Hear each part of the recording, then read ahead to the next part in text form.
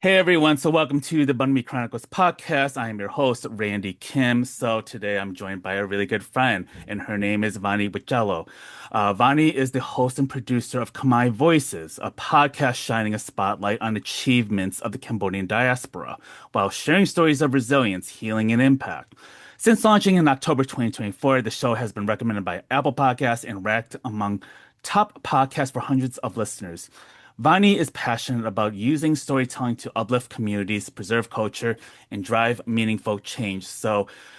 She's also the co-founder and director of the Cambodian Cultural Centre, which was established last year in May 2025. It is a nonprofit organization in Vancouver, Canada, dedicated to celebrating Khmer culture and heritage through the arts, cuisine, and community. And I want to say welcome to the show. I really appreciate having you on. We connected several months back when I was gearing up for the return of my podcast, and you had me on as a guest on your show, and I really enjoyed the experience. And I really enjoy not only the experiences of being on the Khmer Voices podcast, but also listening to your previous episodes. And I truly admire the deep dive conversations that you've had with Khmer diasporic people, not just in America, but also in Canada and other places of the diaspora, and allowing them to bring their fullness to the table. So welcome, welcome, welcome. And now that we're coming out of Khmer New Year's, how are you feeling where you are at this time? Well, Randy, Akun Traun for having me on your show. It's such an honor. Your guests, they're just such a high caliber. So I'm just honored to be amongst the roster of guests that Well, you have on your show. you're And high caliber I too, so. thank you.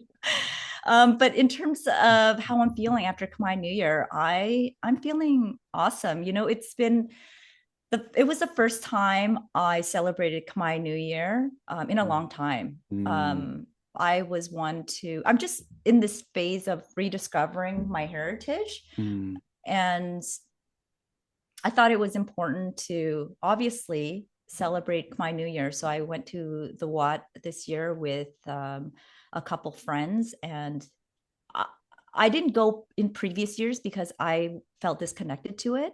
mm, And now that I'm trying to immerse myself in our culture and heritage and just learning about our history and rediscovering how rich it is, I felt it necessary to go to Wat and have my friend explain, like, why do we do this, why do we mm, do that. That was one of the things that prevented me from going there on my own before, because I didn't know what the heck I was doing mm, when I was there. And I still, I'm not, I wouldn't say comfortable, but I'm just uh unaware of how I should be around monks.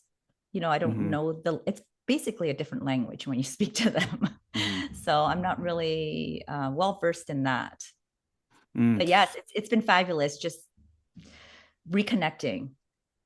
What do you think was a turning point for you to step into the temple and to celebrate Khmer New Year's? What was because I know you talked about the hesitation of, like, not knowing the traditions. I'm guilty of that too. I mean, I Mm. feel like when I'm going into a Cambodian space, and especially when it comes to rituals and cultural events, I tend to feel a little bit lost. So Mm-hmm. what made you feel like this was the time for you to be like, yeah, I'm gonna do this. I'm gonna celebrate Khmer New Year's. You know what? I had no excuses. So one of my friends, he used to be a monk for 14 years. He was a guest on Khmer Voices as well, and he teaches Cambodian or Khmer lessons at the Cambodian Cultural Centre. So I just thought, like, this is my opportunity. This is one of the biggest celebrations in our culture. So I'm going to ask him to kind of guide me through it. So I joined his family, and he and his wife explained everything to me. So I really appreciated that. And how was the experience like coming out of it? Does it make you feel more inclined to be more curious about Buddhism and being connected to the Wat? What's your feeling? What's your takeaway from that experience? I wasn't sure how I would be received when I arrived because I didn't know anybody. Like my friend wasn't there yet. Mongsapuan, that's his name. He wasn't there yet. So I walked in with my friend Justin, who he's white, but his dad lived in Cambodia for several years before he passed away, and he's just he wants to learn more about Cambodian culture too because he feels connected to Cambodia through his dad, um, or he feels connected to his dad through Cambodia. That's Mm, better. Yes. So he wanted to attend as well. So it was just me and him. But as soon as we walked in, we were welcomed. They're like, oh, yeah, come in. And, they explained where to put our food and stuff.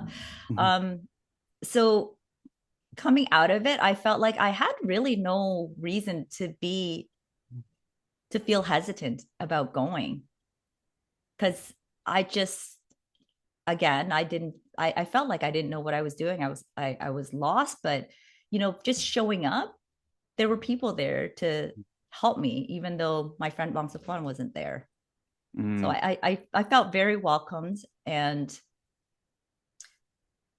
if there's something that I learned from it, it's that I should go in and I should just go in and face my fear. It wasn't really a fear, it was more of a like a loss, like feel that sense of lostness.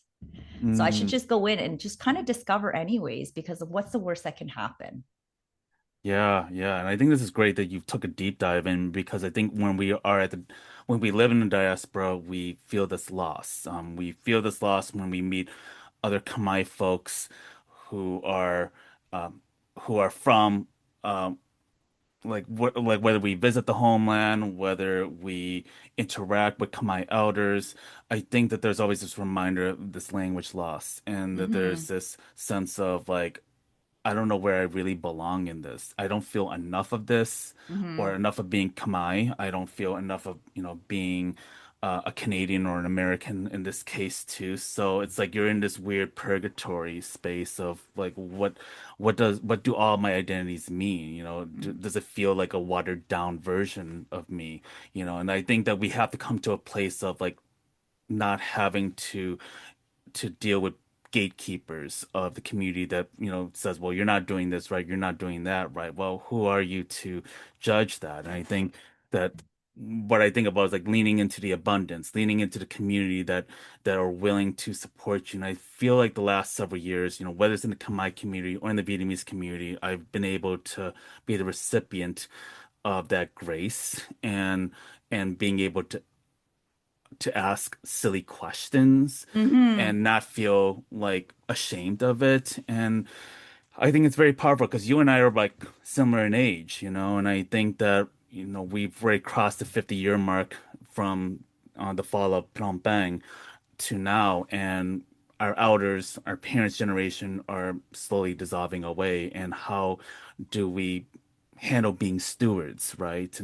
And what does it mean for you to, when you look back in the past 51 years now of the American refugee experience, how how do you sit with this period of time right now, especially when we are now starting to become the stewards of our parents' and grandparents' history?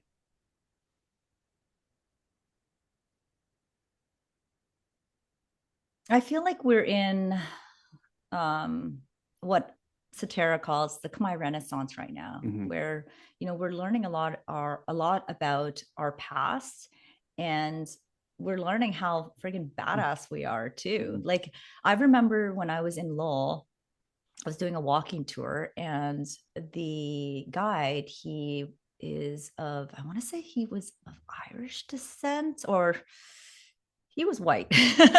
But he was saying that when his family arrived in Lowell, it took them like 2 to 3 generations to own property.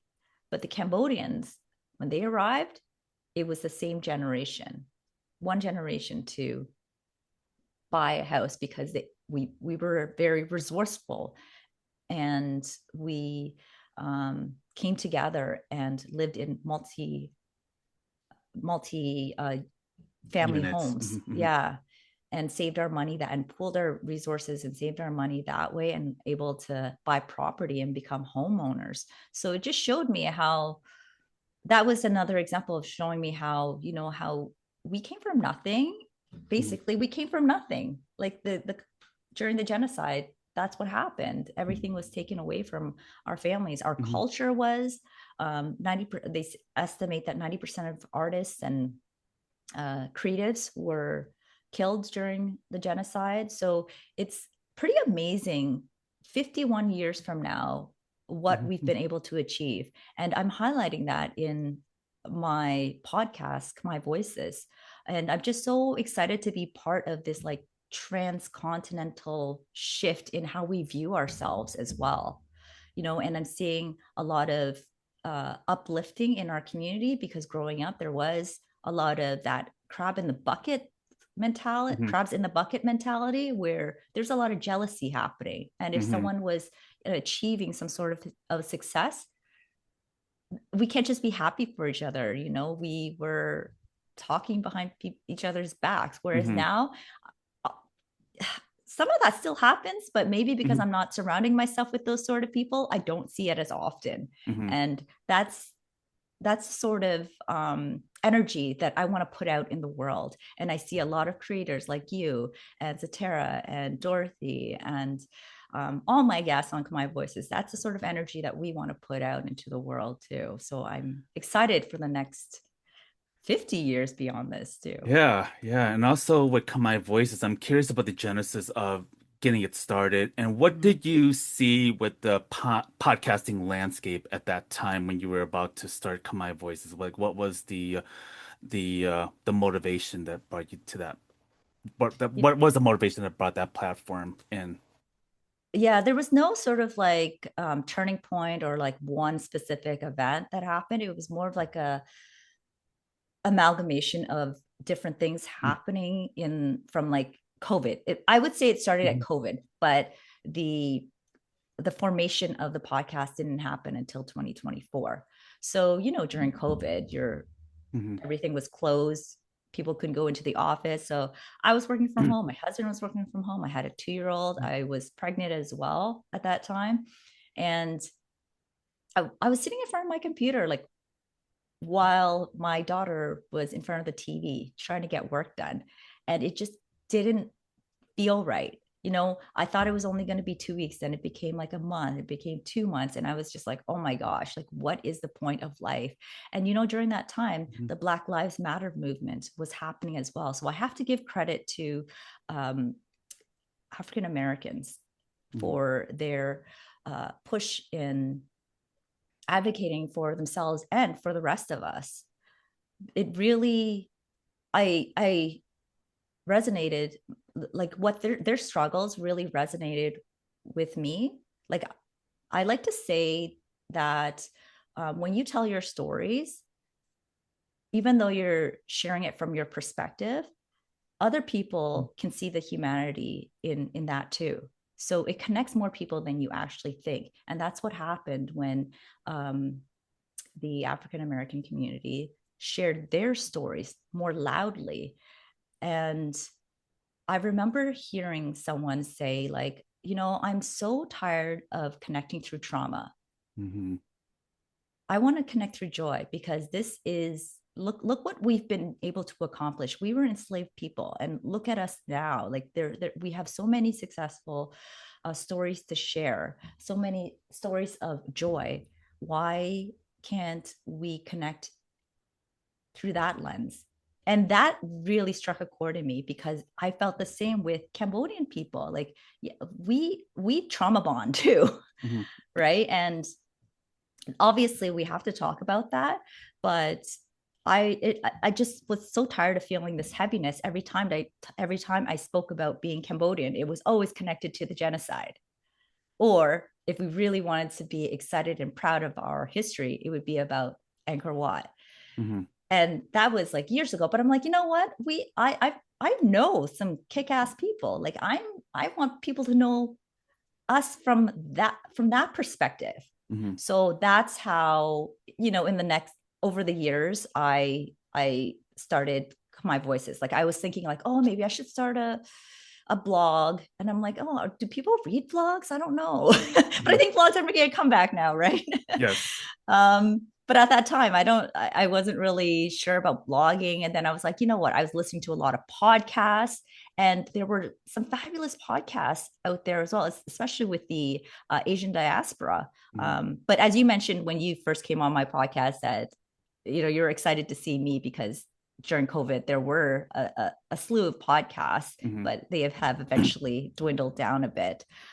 So there were a lot of podcasts that I was listening to, and that's how I got the idea for My Voices, because I Wow. wanted to shine a spotlight on what we're doing.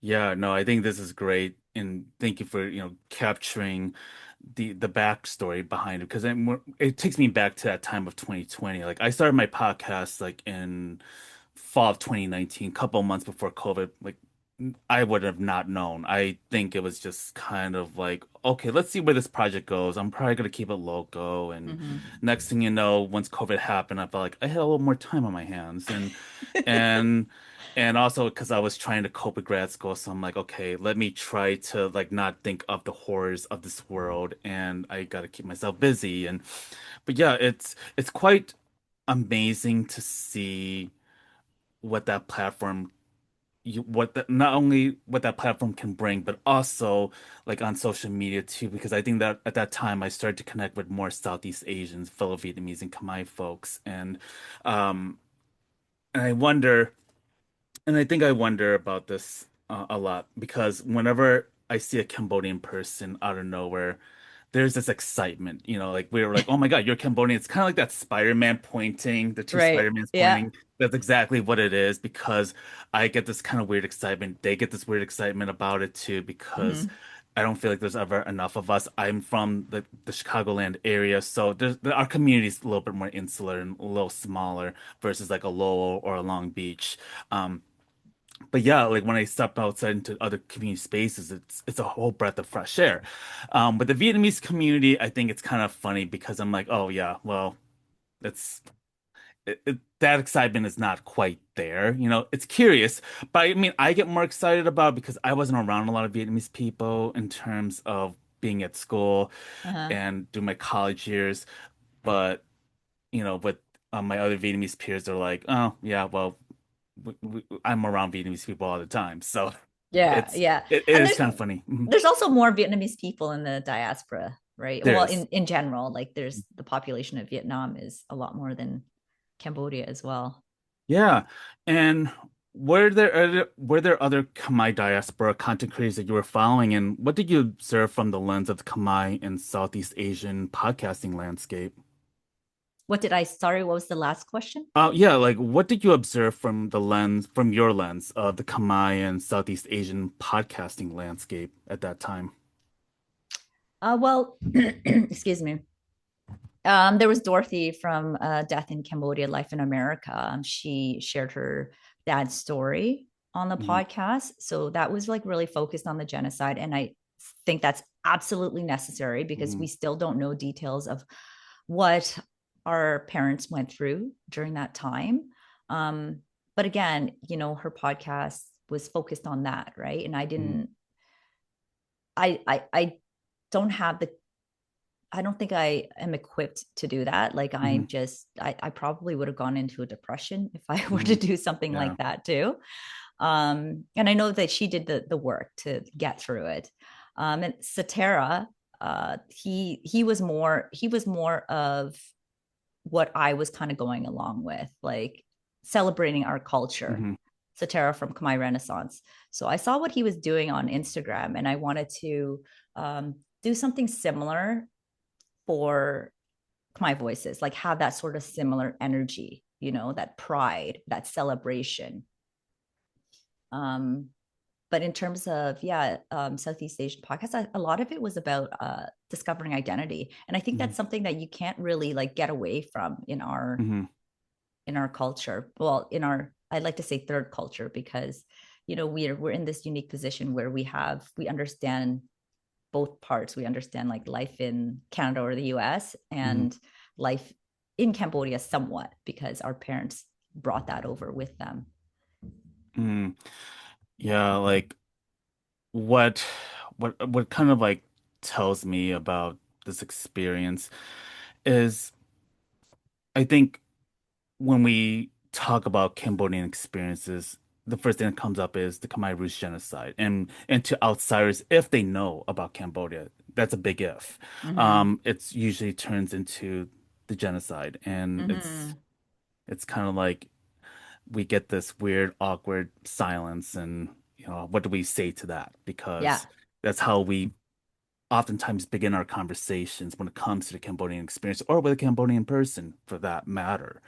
Um, and like, how do we shift from that experience? I mean, like, same with the Vietnam War or the Laos Civil War in this case. Like, Mm-hmm. how do we shift from that mindset? Not to say that we should forget about it.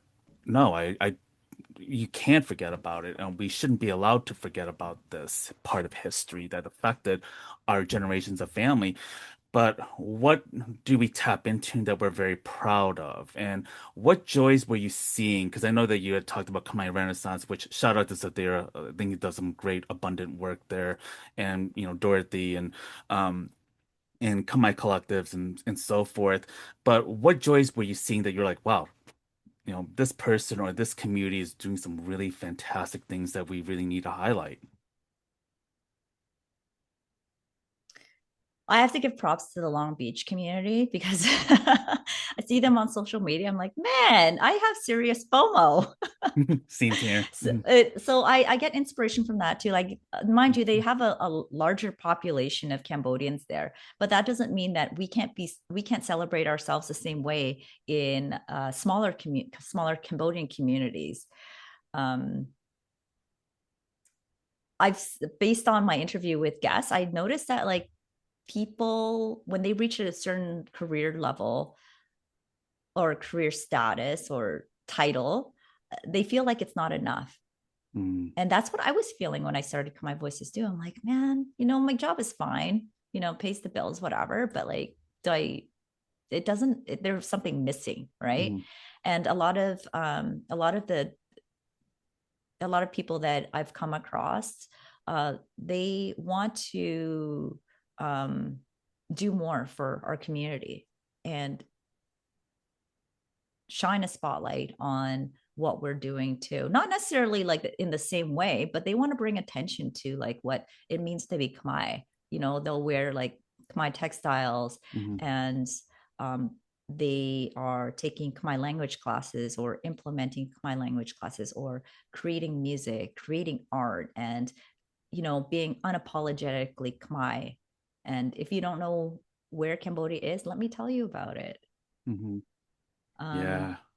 yeah, that's the sort of joy that I'm seeing right now with my guests, and I just I want more of that, especially with the recent the headline that came out from the Wall Street Journal, what, 2 days ago, about Something like that. Yes. Mhm, Cambodia and us being the epicenter, well, Cambodia being the epicenter of mhm, um, these scam centers. mhm. But the thing is, Rich coming from the Wall Street Journal, might I add. So, yeah, but I didn't read the full article, mhm, but I didn't also want to give it much attention to. I mhm, just, mhm.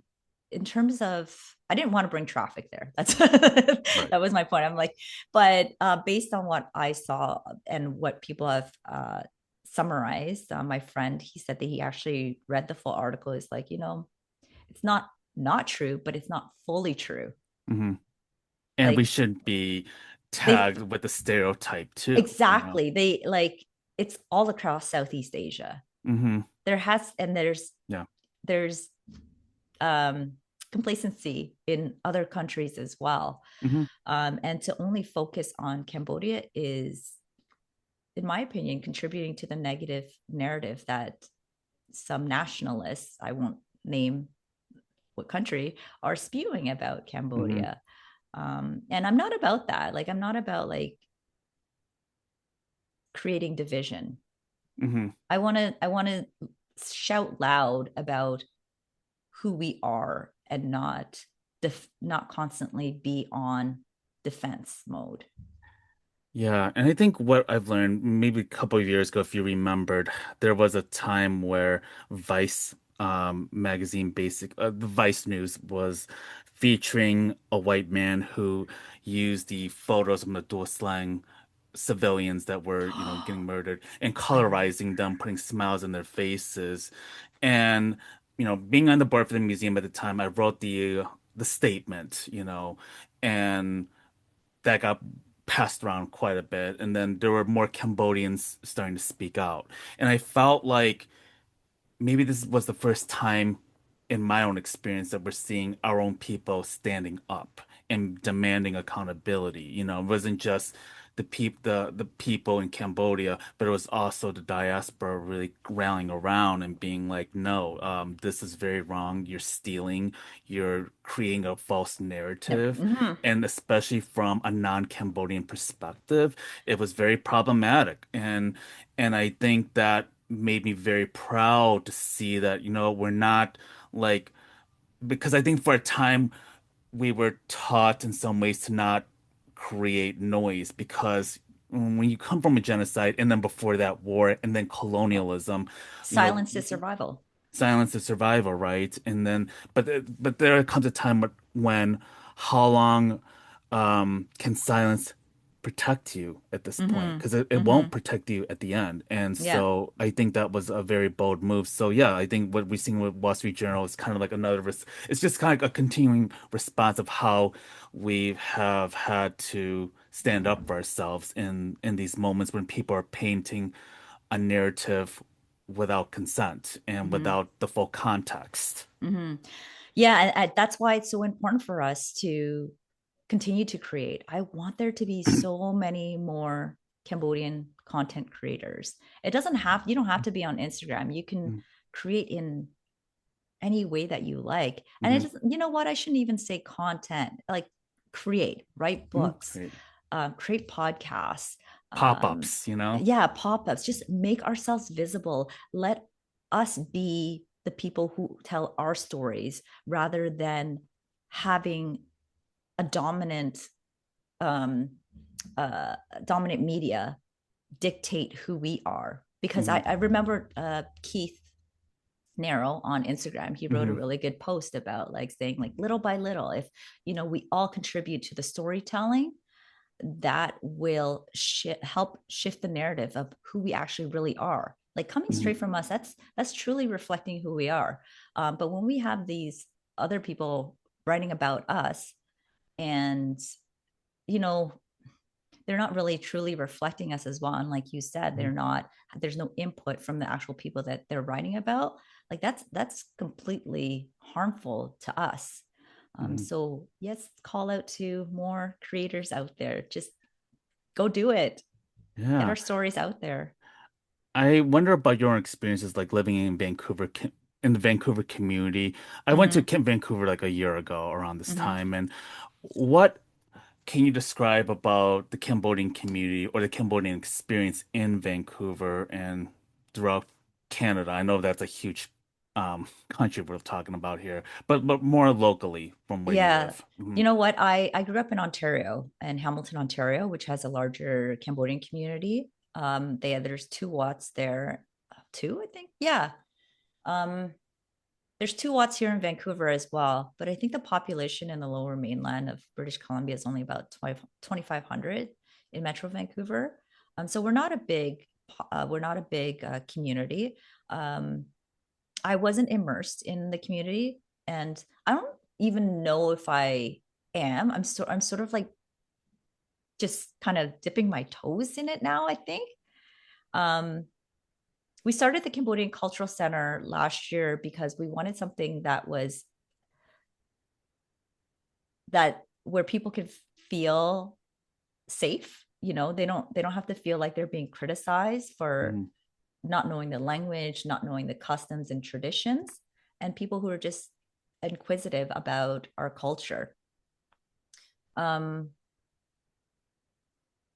so I I think before the Cambodian community was more like dispersed, but we're trying to, get um, those who didn't feel like part of the Cambodian community to feel part of it through the Cambodian Cultural Center. And we're trying to get people who are not of Cambodian descent to know more about our culture as well.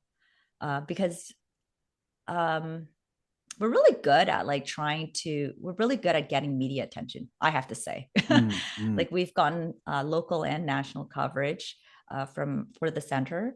And most recently, we had Vancouver Magazine join us at one of our cooking classes.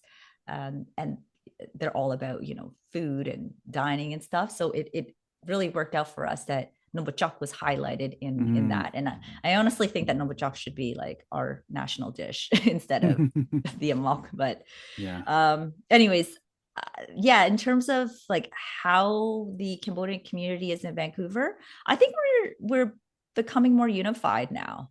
Now Mm, that we have like the Cambodian Cultural Centre. Um, if you ask someone else who's more involved in the at the what, they may think differently. But I feel like we're making that connection with the what and with people who don't attend the what, because not everyone is Buddhist, obviously, as you know. mm, Like not every so there's Christians, there's um, Muslims as well mm, in the community. So we wanted to welcome everybody. mm. How has the response been like from the community and from the public in what you've experienced with the Cambodian Culture Center? It's been positive. Mm, I think in the beginning, we did get a lot of like, who are these people starting a Cambodian Cultural Center? mhm, Gatekeepers, right? Like, mhm, what do they know about Cambodia? Um, what do they know about being Cambodian? They don't even speak Khmer properly, that sort of thing. But you just gotta keep going at it. And I think we've warmed them up as well, because we've invited some of the leaders to our event and we've welcomed them to be part of our community as well, and we'll always have our doors open to them. And um, in terms of like the larger community, like outside the Cambodian community, I think it's being well received. I mean, it's not even a year yet that we formed the Cambodian Cultural Center. So I feel like we've done a lot in the less than 1 year that we've been together, and it helps to have like these passionate people who not they work full-time jobs, they have families, but they're dedicating their free mhm, time in letting the general public know and about Cambodia, and creating a safe space for Cambodians that don't feel very comfortable in the typical Cambodian mhm. setting. Yeah, and I know that you're a mother and you're a mother of two kids, I believe. Mm-hmm. And what's their knowledge of their Khmer roots and what do you hope to pass to them? They don't, you know, it's it saddens me sometimes because when the younger you start, the easier it is for them Hmm. to understand what's happening. My Hmm. kids are 5 and 8 right now, and it's never too late.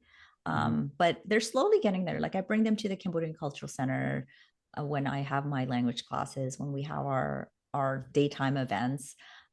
They're slowly getting there, and I'm not putting any pressure on them. But I talk about Cambodia. We're in touch with my parents. They say "Chimrep Suo," "Chimrep Lia," "Okun," that sort of stuff. But I can't really teach them the language because I don't really know the language either. But Hmm. eventually, I want them to know the language. I want them to be proud of being Cambodian. They're like you said, in what kind of Asian are you? You're 100% Cambodian. Yeah. You're 100% Vietnamese. Like they're 100% Cambodian. They're Hmm. 100% Canadian and Hmm. 100% English. Like Hmm. they're all of that. And Hmm. I want them to not forget about the Cambodian part of them, Hmm. and especially know the history of their Ye and Ta, and my Hmm. history too, because I didn't really have the easiest. I didn't have the sort of childhood that they had. Hmm. I'm, What? I'm, I'm making it sound like, I had a horrible childhood. I didn't, but Mhm. I didn't have the sort of childhood that they had where it was just like, oh, here's your money if you want to buy Yeah. something. What would you say was the difficult part of being Cambodian growing up then, especially as an adolescent and in the relationship that you had with your parents? Just the cultural clash. I think, especially as a teenager, they want you to be this. quiet Cambodian girl, and I'm like this loud, boisterous little girl, and who is defying everything that they asked me not to do. So yeah, the culture clash and talking to boys and that sort of thing, and being modest and quiet, and yeah, it just was not me, and still isn't me. Yeah. And how is your relationship with your parents now? Oh, it's completely different. I think they've like, they I'm a lot closer Mhm, to my mom now. I've learned more about her history. I still don't know that much about my parents' mhm, history. I think, like you said on my podcast, it's, do you want to open a can of worms? Like, you don't really mhm, know where it's going to lead mhm, to, right? mhm, And I kind of just probe when I can and leave it at that. I mhm, want to get I want to get more information.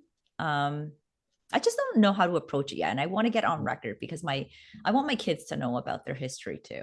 mhm. But Would you ever do what Dorothy did? no, Hmm. no, I cannot. Hmm. I wouldn't be able to put it on air. Like, I Hmm. asked my mom to share her story with me. She's like, "Well, what do you want me to tell you?" I'm like, "Everything, like when you were a little girl Hmm. before Kamai, everything, right?" Hmm. And so she started telling me, and she sent me like voice recordings. She's like, "Please don't put it anywhere on the internet." Hmm. Hmm. So yeah, Yeah. I wouldn't do that. It would be more for um my Hmm. family, because my Yeah. brother and sisters, they're interested in my parents' history too, but like me, they don't really know how to approach it. Yeah. Yeah. Because I know with them getting older too, it's like there's You don't this. want to lose it. Yeah, there's also this pressure, like time is not on our side, Yeah. and I hear this all the time for like the last several years, and how do we engage? How, but also how do we help better our relationships with them? Because Mm-hmm. I think that it's also like when they're starting to heal, then it helps us heal too. So Mm-hmm.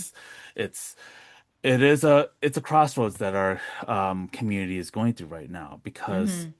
because I think the fear is walking around with question marks for the rest of our lives, and That's exactly it. and and Yeah. and that's a struggle that I sometimes contend with, especially when I have conversations with other people who have yet to have this conversation. And Mm-hmm. when I was with the Cambodian Museum, one of the things that I would remember is when I would give, some periodic tours once in a while, and there would be like a Cambodian family and an adult kid would, take them around, and then their parents would start talking about it. And what I would find out is this was actually the first time that they're talking about this in real time. And Wow. what a thing to witness. It's something that I have seen time and time again, and it never ceases to move me the way it does because, you're witnessing something so sacred and so deeply personal and so deeply traumatizing. And Mm-hmm. and and how do we not feel like we're exploiting them, but how do we help to understand, but also to better our relationships, and how do we create a space for them to feel safe?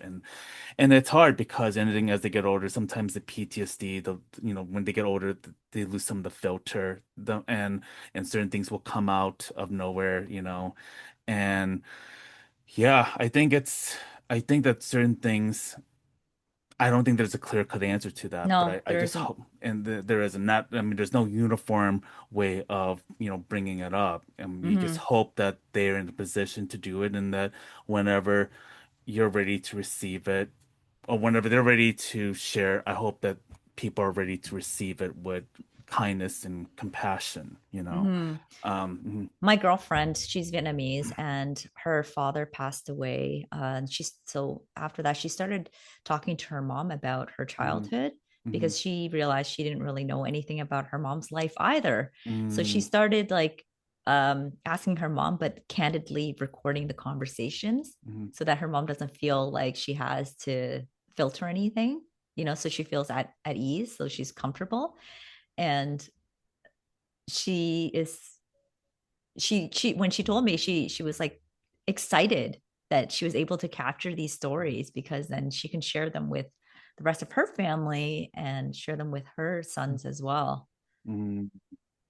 Yeah, no, I think this is beautiful. And also I mean, these stories also need to be archived, I mean, Mm-hmm. this is our collective history too, Hmm. and I hope that the next several years we will start to collect more stories and that we'll sort of have a fuller narrative of what Right? was the experience like, because I think that there's so much uncertainty.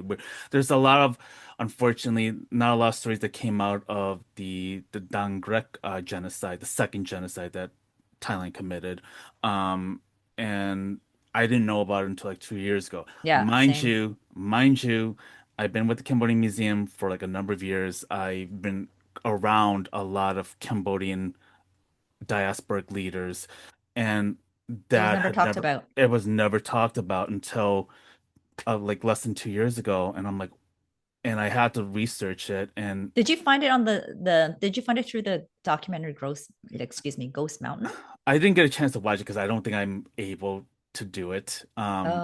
I have a very weak stomach for violence and trauma, but I will say that reading about it, I Hmm. can't remember how I learned about it, but I think it was like during Thailand's, Yeah. aggression. Um, that's kind of when things started to come out. And Hmm. when I had that conversation with Dorothy on my podcast, she really got into a deep dive with that, and it was really hard. I mean, I'll be honest with you, it was very hard to listen to Hmm. her her perspectives and what she had come across because it was very visceral and deeply heartbreaking. So, yeah, I think that there's so much of history that's still uncovered, Hmm. and that hasn't been given the light. And I hope that more people get to hopefully share before we may not be able to reach them. Hmm. Um, yeah, but I know we had talked about some of the episodes that you've done with, fellow Cambodian diaspora folks.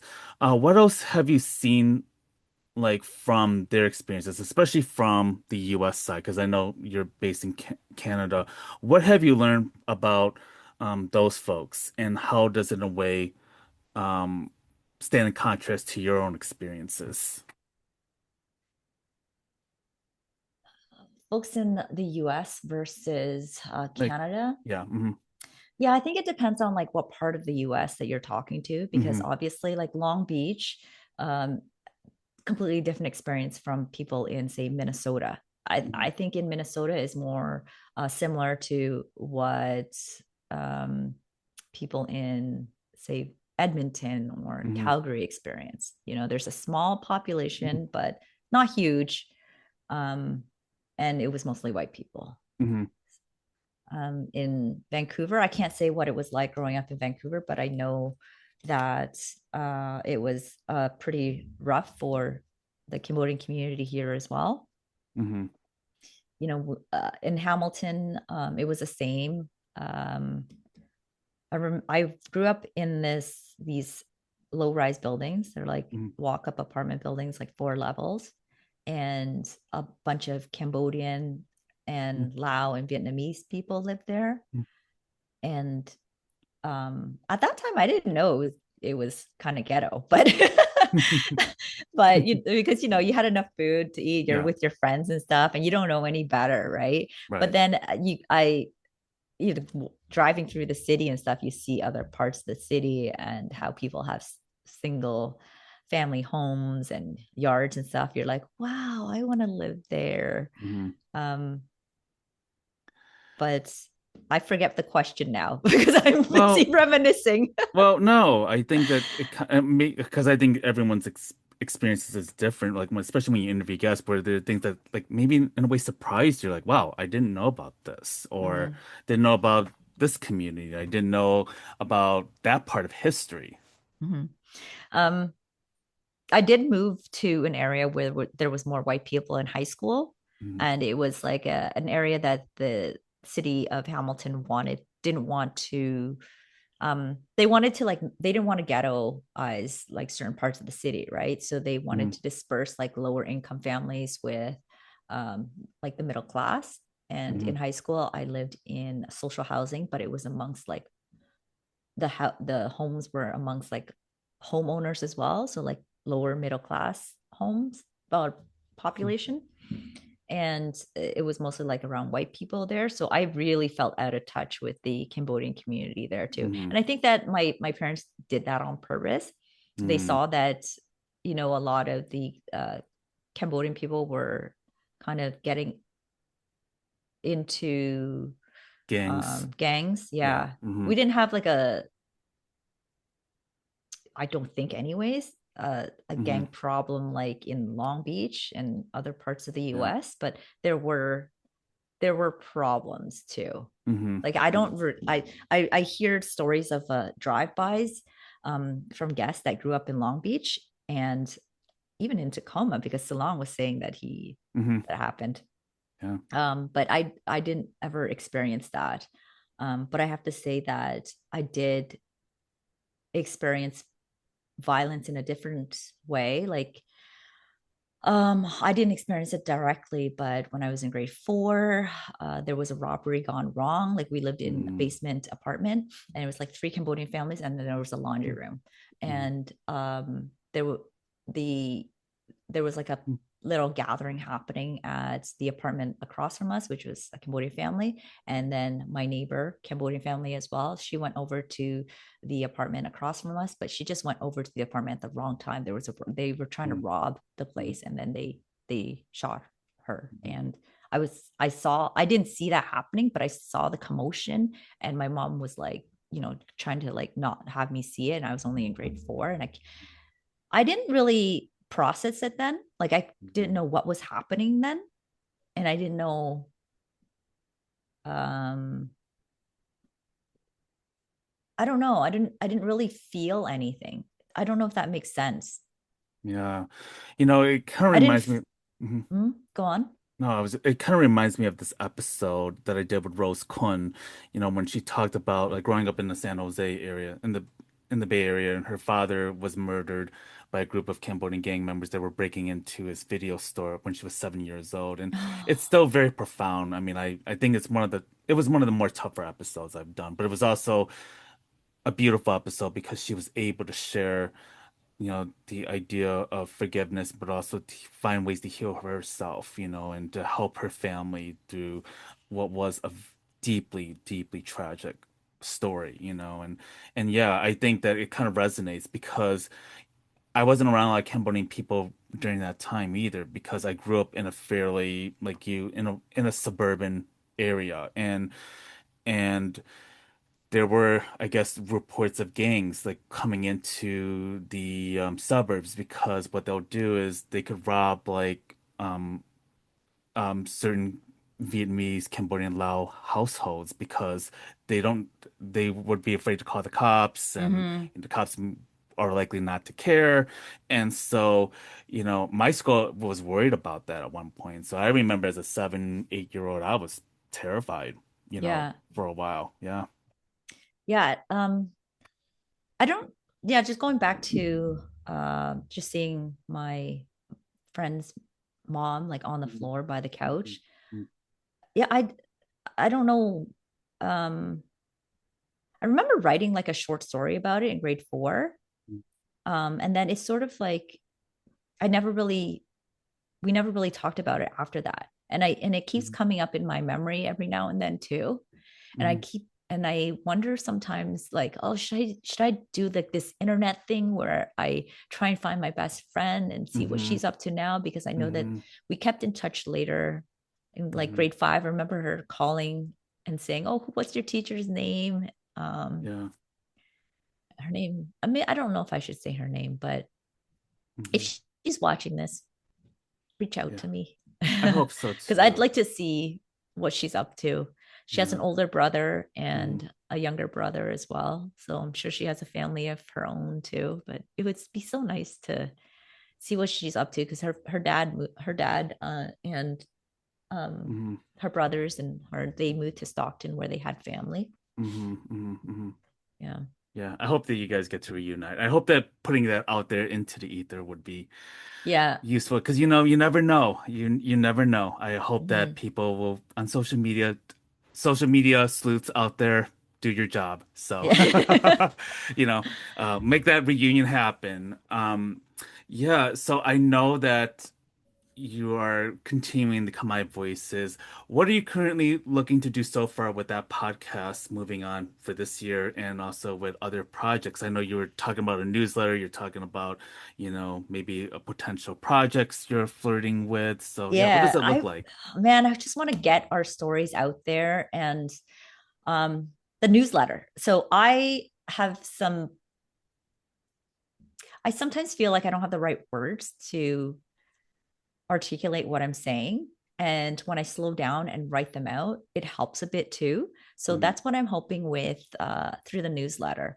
And I also I'm seeing a lot of, parallels with what's happening in the world now and, our situation. And I kind of want to tie in like current events with what I'm talking about from my history too. And I just don't know how to approach that yet because it's going to get out there. It's only mhm, going to be, it's a newsletter that comes out like every 2 weeks, and it's going to be letters to my younger self and mhm, to my daughter. So you'll understand right away who I'm talking to based mhm, on, how it's written. And yeah, that's just another avenue for me to get our stories out there, but also tie it back into like what's happening um, in the world right now and showing that people experiencing war in other parts of the world, mhm, showing their humanity and showing that we're not actually that dissimilar, and this is um in that aren't our stories are not that different from theirs, and mhm, that perhaps, yeah, people can better understand their situation. I think there's a lot of, you know someone said something about like, oh, we're watching a war movie, and I'm like, that just seems so insensitive. mhm. Like, no, this is people's real lives. Like, these are people's homes being bombed, and you're calling it that. Yeah. I don't know. And So it's kind of I like it's kind of like the Ken Burns language. It's like, oh, if the US did this, they could have won the war. It's like, yeah, you're forgetting people, Yeah, people that were yeah, affected by the yeah, wars, mister. yeah. I want to bring the humanity Yeah. into like what's being reported and tie that into my personal story. So that's Yeah. how I want my newsletter to be. Mhm. Um, I just imported Mhm. emails. You can't sign up just yet. So if you want to get my newsletter, just send me a DM on my voices. Mhm. Yeah, so that's my newsletter. It should be coming out in 2 weeks.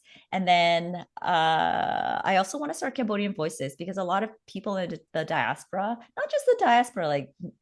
people, our allies and stuff too, are interested in possibly doing business in Cambodia in Mhm. some capacity. So I wanted to Mhm. talk to people in Cambodia and get their take on what it's like working there, and um, basically showing the world also like, look at, this is what they're doing. This is how we're rebuilding. Like since 1979, it was Mhm. nothing, right? And that wasn't that long ago. And look how far we've come. Like we're the fastest growing economy in Southeast Asia right now. Mhm. Um, yeah, this is what's happening. Like if you want to get in, this is who you should be contacting. Um, I also want to uh, I also want to tie that into most recently because I told you before we hit record that I was having a hard time just coordinating schedules with people in Mhm. Cambodia because of the 14-hour time difference. So I was thinking, okay, to get around that, well, maybe someone in Cambodia who wants to learn more about podcasting, maybe they can take that on and they don't have to come on permanently. I can do it like an intern sort of thing where, they Mhm. come on for only 6 months, they be the host, gain experience, and I'll just be Mhm. the producer. But like the important thing is that we get our stories out there. Mhm. And that's my main goal with it. But another thing I wanted to do with my voices, I'm not sure. No, everyone, kind of tells you like, oh, your podcast you make me feel seen and so good, but like Mhm. they don't really criticize it, right? Like they don't Mm. really give you negative feedback. Mm. Do you get it? Yeah. Oh, do you? Or do you ask Um, for it? you know what? You know what? I mean, I'll get some feedback every now and then. I mean, a lot of Okay. it's been praised, but I will say that when I do like the more controversial episodes, like the ice episodes, like on YouTube, I would get some nasty Oh, of comments, course, like, that's gonna which happen. is fine. I mean, Yeah. bringing on haters. Um, I think I remember I got my first one-star review, and I was actually kind of excited because I'm like, yes, I'm actually legit. Finally, I got a hater because I'm like, I want to be. I know this is kind of like really goofy and selfish of me, but I'm like, yeah, but I also kind of want to be provocative in some Yeah. ways. And I'm like, if I'm getting a 5-star review of like, yeah, I think it's great and all, Hmm. but I'm also like, yeah, but that's not being a provocateur. I feel like I'm people pleasing, that Yeah. in this weird twisted sense. Yeah. No, I understand what you mean. I'm like, I don't want to be, I obviously want people to like my podcast, but I also don't want to, um, yeah, I don't want to be too people pleasing either. Um, that's why I haven't really. If you have any feedback or constructive feedback to give me, I'd love to hear it. Hmm. Because I want to be able to improve my podcast, and I feel like I'm almost stagnant in my in the delivery of it now. Like I Hmm. feel like it needs some pizzazz to it. So I think going forward, I want to do more, my seasons will be more local. Like Hmm. I'll focus on, like, for example, Vancouver and Hamilton, Ontario, and the Hmm. next will be like Lowell and Long Beach, like that sort of thing Oh, in each dope. season. Yeah, just so I can better understand. So that they'll force me to kind of do some research on the city as well, Yeah. and perhaps like get some sponsorships from the city and promoting them in some way. I hope so too, because I feel like that would be great to just like, pop in and like, okay, do Yeah, 10 episodes of like, okay, exactly. Chicago and interview a couple folks there, interview a couple folks in Lowell, like, Yeah. because what you did with the Khmer Diaspora conference, I watched I listened to your episode the other day where you were just kind of doing the drive-by Interviews. recording Mhm. with other random Cambodian folks, and you got some really good snapshots. I mean, some were very emotional, 'cause I think one guest in particular was very overwhelmed. It's like, just trying to process. But also when you're a room full of Cambodians, especially for the first time, and for a lot of Mhm. people, it could be very overwhelming. Mhm. And I know I've definitely been there before where, I tend to get overwhelmed easily when I'm at a conference, but especially if it's your own peers, you're just like, where do I go? What do I Yeah. do? What's happening to me right now? But yeah, that must have been quite an experience. Do you see yourself doing more of those too? Because I think Oh, it's kind of fun. I do think it's fun. definitely. Yeah, that's why I want to go to Long Beach. I was like, okay, I'm going Yeah. to put Long Beach, my new year, on the list for next year because I want to do something that like that there. And Hmm. it's definitely a tourist attraction. It really is It because it's a is. cultural event, right? Hmm. And I remember talking to someone in Lowell. I forget his name and I forget the organization that he works for or works with, but he says that he wants to make Lowell a tourist attraction and Cambodia Hmm. town a tourist attraction. So Hmm. that's when the idea kind of like, he planted a seed in me there. I was like, oh, maybe I should put my like create my podcast in, not create, but maybe I should shift my podcast to doing more local Hmm. things during each season so that That would people be can better awesome. understand. Yeah, people can better understand like what life in that certain city was Hmm. like. Mm. Yeah, no, I think this is gonna be great. Who knows? You could be in Minneapolis, you could be Yeah, in exactly. France, you could Yeah. be in somewhere in Europe for all I care. Mm. Maybe in Yeah, Vietnam where there's the Khmer grown parts. exactly. See, Yeah. I'm gonna support this idea. I'm gonna put this to the universe. I think this could be a good thing because Yes. I would totally be into that. I think a lot of people would be, like I mean, especially from an outsider perspective, but also like stepping in and also kind of having this cultural exchange, Yeah, in a sense. So exactly. yeah, Yeah. I And then support it. I'll have like tons of content for my newsletter too, Hmm. Oh because yes. I'm having these new experiences. So it seems like it's the right way to go with my voices. And I sometimes wonder if I can like take this on plus like everything else I want to do with Mhm. Cambodian voices. But I think I can do it. Like, No, if or it could be a combination of other things. It could be a combination or kind of like a melding of. So yeah. yeah, Yeah. So yes, that's what I have planned. So I'm really excited about the future. I'm really excited to be sharing more of our stories and just showing the world how badass we are. And Yes. yeah, and how we're just our history. I'm really excited about documenting Hmm. our the nuances of our experiences in Hmm. different parts of the world. Because Mm-hmm. right now it's very like individual focused, Hmm. but I think like if I can take it from like a macro level but not too macro, like the city level, and then like hone in on individual experiences in that Hmm. city, I think that would just tie it in beautifully. You're getting me very excited because I Yeah. know. So, I'm gonna hold you to that, but I'll Oh be yes. rooting for you on, and I hope Oh, that thank you, people, Randy. I think this is gonna be great because like a year or two from now, when we revisit this, I'll have you back on and I'll be like, see, this is the conversation where it all started to land, you know? Yeah. So I, not that I'm trying to take credit for it, but I wanted to take credit for being the witness, just being a Yeah. witness to your ideas here, and We could yeah, also do like some co-hosting sessions in yeah. Chicago when I'm there. Yeah, I know. Hopefully there's people that still want to talk to me because I know it could be. I know I'm a bit of a handful for some of these Chicagoans, So, Oh, even in the Khmer community? you know how loudmouth I am sometimes. Hmm. You know, Hmm. that's a whole nother story one of these Okay, yeah, days. I'm gonna But have to I learn have love. about that. I have love. I have nothing but love. I have nothing but love. So, but um, but anyways, yeah. So as far as when you look back in the last several years, if you had to tell yourself like 5 years ago or 6 years ago, what would you tell that person? Um, what would you tell the younger version of you like 6 years ago?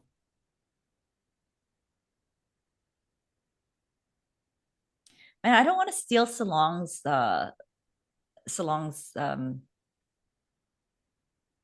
advice, Mhm. but it's so good. I would say pursue your curiosity. Just go at it. You don't know what the heck's gonna happen, and think I've met not I think, but I definitely have met like so many amazing people that have inspired me. And even you're telling me like, oh, don't even worry about the length of Hmm. the episode. Just do what feels right. And Hmm. yeah, I'm releasing these shorter episodes now too. And I'm just like, yeah, Hmm. my content's out there. That's all that matters right now, right? Exactly. Content's out there. Exactly. And I think that as long as the curiosity is clearly there and if you feel happy with it, why not? I mean, I've done 2-hour episodes and I'm like, my friend asked me, he's like, are you sure that they're going to listen to a 2-hour episode? Well, I have listened to podcasts that are that long, where their episodes are that long, but as long as it's interesting enough and Yeah. hey, some people will like stop and then we'll go back to it. Like, or if you're on a road trip. So you know Yeah, what? exactly. Yeah. I know some And people yeah. think that an hour is too long. Like, I'm like, you know what? An hour, you're just starting to get into it, I feel like. Yeah, and but also like if I'm driving, like I have a long commute sometimes to the city, or if I'm Yeah. on the train, I'm like Yeah. an hour would work perfectly, Exactly. But Yeah. if it's 2 hours, I'm like, okay, 1 hour in, and then I'll go back, 1 hour back. So, Hmm. win-win, So you I know. want to add to that. Pursue your curiosity and it'll all work out. It'll all work out. Yeah. You know what? This is what I'm following right now. I don't know like how the heck I'm going to be making money podcasting full time, You and me both. but it'll all work out. You know, if worst comes to Hmm. worst, I go back to working for someone else, but I'm Hmm. going to give myself some time. Hmm. And because I don't want to have any regrets. Right. I want to be able to say, hey, I gave it my all. I did what I could and this is what happened. And Yeah. if it doesn't work out, it's going to work out though. Like It how can will. it not work out? Like it's only been October 2024 and Mhm. it's changed my life. This Yeah. podcast has changed my life. Yeah. So there's only good things coming out of it. Yeah. And you've stepped away from work too. So I think that the hardest thing to do is betting on yourself, as I mentioned to you earlier before the conversation started.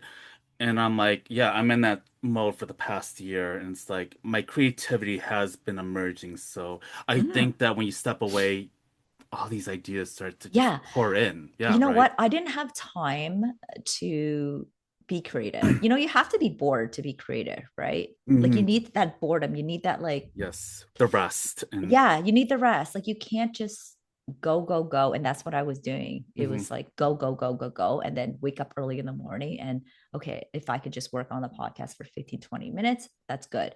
But I was getting burnt out and hmm I didn't have um any time to just just sit there and think about, well, nothing really. hmm Because when you think about nothing, that's when something happens. yes, Like my best yes. ideas used to come in the shower when I was working. Like my Mm. best work ideas would come in the shower because that's when I Mm. wasn't thinking about anything. Yeah, no, But you're that now, point. like, yeah, now that I don't have to work for someone else, and I'm doing this, pursuing my creative curiosity. Hmm. I think only big things will happen. Yeah, and where can people find your work? Mm. They can find me on Instagram, my voices. I am not as active as others because I'm trying not to be on social media too much. But I'm there. You send me a DM and I'll respond to you. Hmm hmm You can find my podcast on all major streaming sites. And yeah, you can sign up for my newsletter. Just send me a DM with your email, and you'll be getting my newsletters every 2 weeks. Make sure that you have my email in there. I want to get your newsletter. Awesome. So, Okay. yes, I'll put your absolutely. email down. And I hope that everyone gets to check out Kamai Voices and any streaming platforms. And thank you so much from the bottom of my heart, Vani, for having this wonderful conversation. And best of luck to the work that you're doing. And yeah, looking forward to seeing what comes next for you. Oh, thanks, Randy. And I just want to give you your flowers too, because Oh. you're doing important work. Like you're not only sharing our stories, but you're advocating for marginalized groups that not necessarily, I mean, some people in our community don't really talk about other people hmm outside of, our community, right? So I applaud you for that because um, we all are humans. hmm Yeah, thank you so And much.